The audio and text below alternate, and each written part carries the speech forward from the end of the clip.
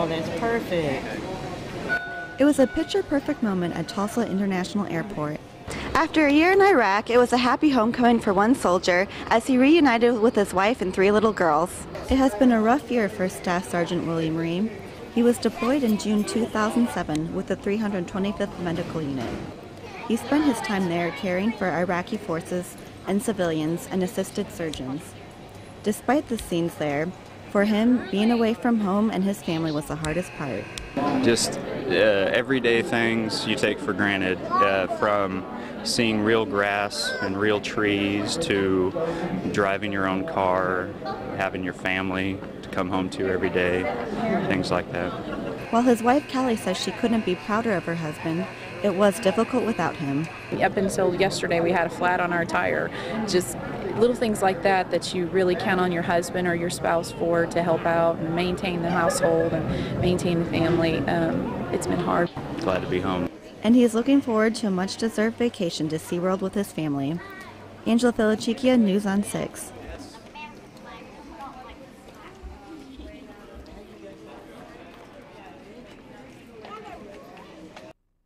The headlines read loud and clear. Airlines finding new ways to pinch pennies. Air travel grounds enthusiasm. Every day people fly the skies to reach their favorite vacation spot or make that all-important business meeting, but traveling by plane can be a pain in the neck. I just came back from of course, probably a 14-hour trip from Sao Paulo to Tulsa. It's about a 14-hour trip, and my knees are in pain and my butt's hurting, and I only got about 2 hours of sleep last night. Jason Wilson is just one of the many travelers who have experienced the difficulties of flying today. He lives in Brazil but comes to Tulsa about 3 or 4 times a year to visit family. The availability is a problem. Like, I've been looking a little bit on the internet for my ticket back, and I haven't been able to find anything so far.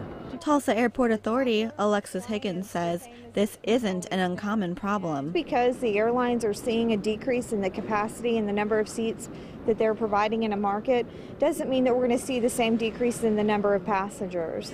The bad news for frequent flyers is a decrease in flights means an increase in price.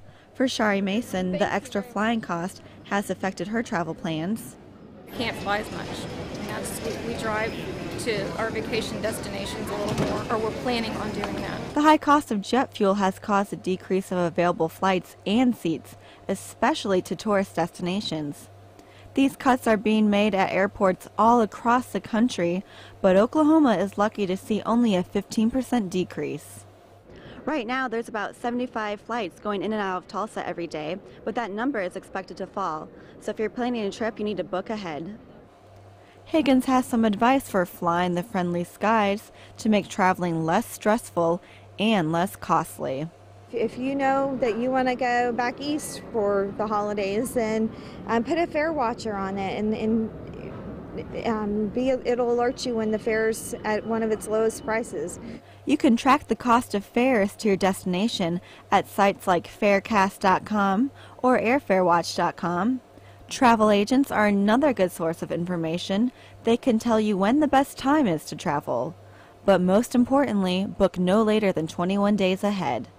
Angela Filicicchia, the News on 6.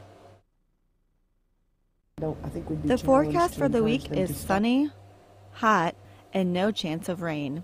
Temperatures are rising and so are concerns. Running calls on adults that are in the 19 to 24 range all the way up to the elderly, from the healthy athlete all the way to the homeless. Rusty Mitchell works for Thomas Tree Service and spends his days in the scorching summer sun trimming trees for a living. His job in the heat can be dangerous. I almost felt like I was about to faint. I got to be real careful. If I do faint up in one of these trees, I can fall out and definitely get hurt. But he has advice for those working outside. That's how you start feeling kind of lightheaded, or if you start getting a little cold chills, you might want to sit down in the shade, take a break, and just don't overdo it. Emergency officials say people need to take the heat warnings more seriously. Gone from hot to excessively hot. We're at a point right now that the heat can really sneak up on people. Mitchell has no choice but to work in the heat, but triple digits haven't stopped Coach Elijah Daughtry and his tennis players who choose to play in the sun. You guys quickly go get a drink, quickly go get a drink over there, rest up, come back out, we'll play. Daughtry follows expert advice and makes sure his players stay hydrated and take frequent breaks. Obviously, increasing your water and electrolyte intake, taking longer time between each point. Until temperatures drop, we can only hope for cooler days, but even that might not be enough. It's actually I think it's about 5 degrees cooler, but still too hot. Angela Filicicchia, the News on 6.